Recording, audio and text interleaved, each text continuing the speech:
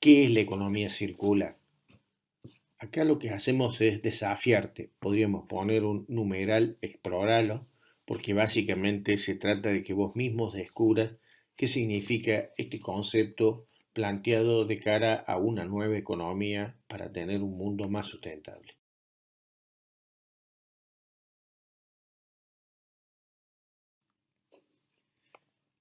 Lo que podemos ver aquí de una manera muy sinóptica es en alguna medida la evolución de nuestra conducta de cara al cuidado del ambiente.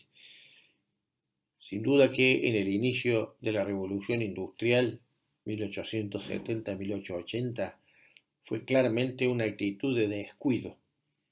Pero a partir del siglo XIX empezamos a hablar de una disminución de los daños. Ya en el siglo XX claramente el debate empezó a decir hay que reparar esos daños que se han hecho.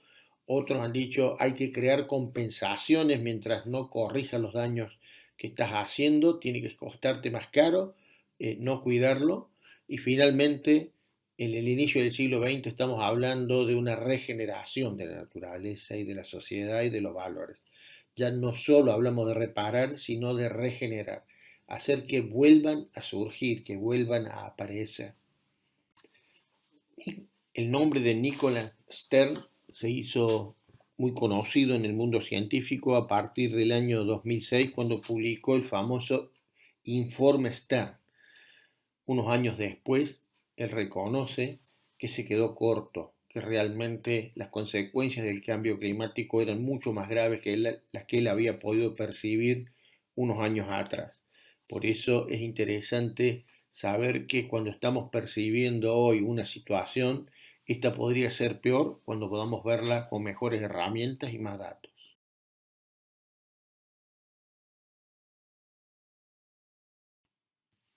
Ella misma se define como una niña de 16 años que tuvo que levantar su voz indignada porque veía que los adultos estaban tomando compromisos que luego no cumplían con una irresponsabilidad absoluta.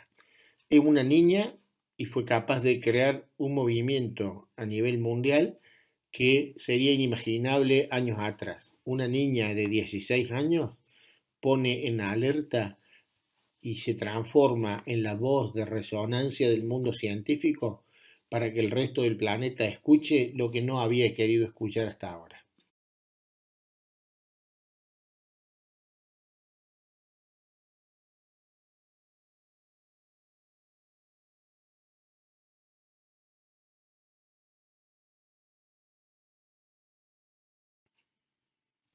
Desde hace más de 2 décadas se viene hablando de la necesidad de que haya una nueva economía.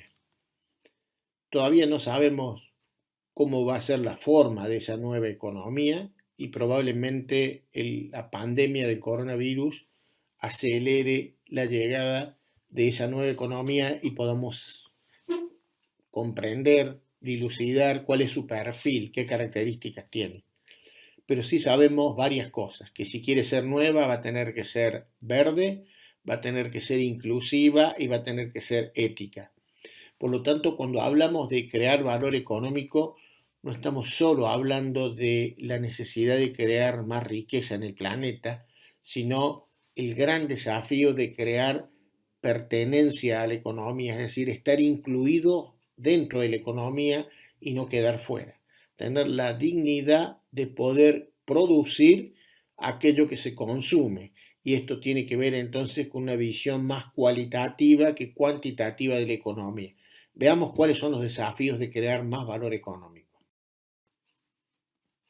Nunca la historia de la humanidad registró un nivel de desigualdad en términos económicos como el que tenemos en el presente, al punto tal que cuando uno mira quiénes son las 10 personas más ricas del mundo y cuál es la envergadura de su riqueza, nos vamos a dar cuenta que 8 de ellos tienen la riqueza equivalente a toda la riqueza que es capaz de reunir la mitad de la humanidad.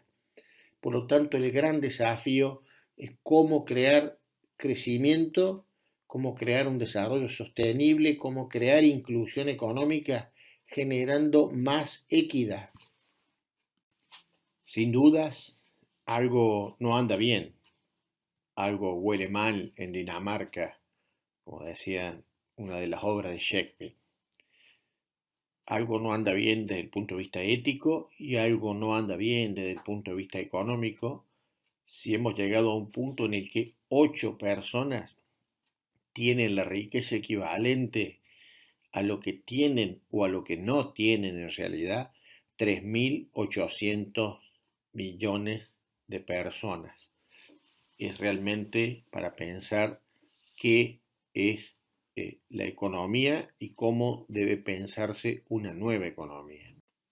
Dice un relato popular que había un norteño, alguien del norte de la República Argentina, que le rezaba a Dios, tratando de no molestarlo, y le decía: Tata Dios, no te pido que me des, pero poneme donde haya.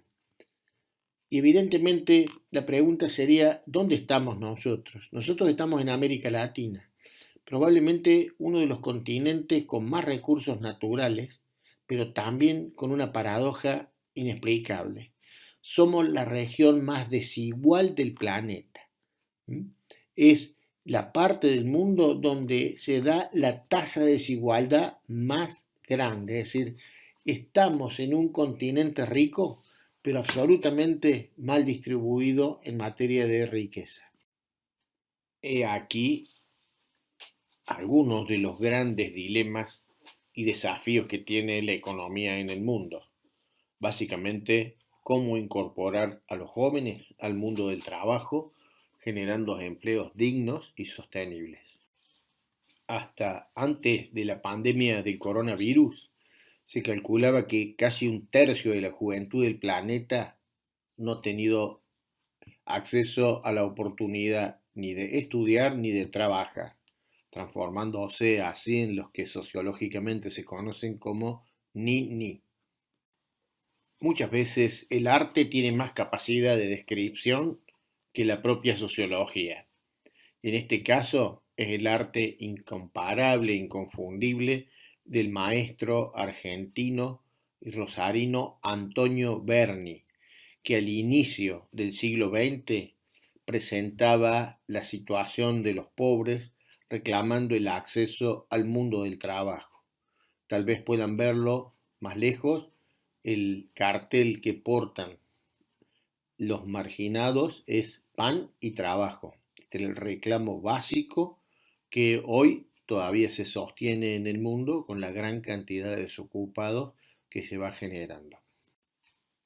El pensador y escritor israelí absolutamente contemporáneo Yuval Harari, autor de numerosas obras, entre ellas Homo sapiens y 21 lecciones para el siglo XXI, presenta el desafío que la humanidad no está percibiendo. Es como si estamos sobre la vía mirando hacia un determinado nivel del horizonte y desde atrás un tren bala a una velocidad brutal llamado infotecnología y biotecnología nos va a atropellar si no caemos en la cuenta de la aceleración y la brutalidad que pueden tener los procesos de cambio si nos encuentran sin preparación.